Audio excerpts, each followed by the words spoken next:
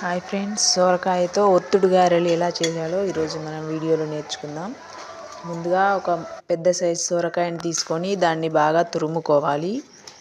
తురుముకున్న తర్వాత ఆ తురుములో వచ్చిన వాటర్తోనే మనం బియ్య పిండిని తీసుకొని ఆ వాటర్లో ఎంతవరకు ఆ బియ్య పిండి సరిపోతుందో తురుముకు సరిపోయేంత వరకు వేసుకొని వాటర్ లేకుండా కలుపుకోవాలి. అలాగే దాంట్లోకి పచ్చిమిర్చి మిక్సీ పట్టింది కానీ తురిమింది కానీ ఉప్పు కారం అన్నీ సరిపోయే విధంగా వేసుకోవాలి.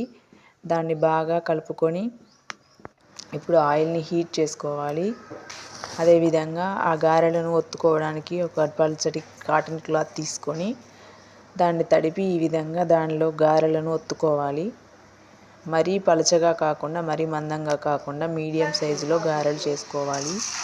ఈ విధంగా చేసి గారెలను హీట్ అయిన ఆయిల్లో వేసి ఫ్రై చేసుకోవాలండి.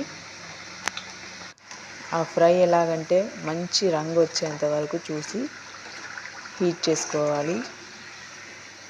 ఈ విధంగా వచ్చేంత వరకు హీట్ చేసుకొని పక్కన తీసి పెట్టుకొని సర్వ్ చేసుకుంటే తినడానికి సిద్ధమైపోతాయి. ఎంతో టేస్టీగా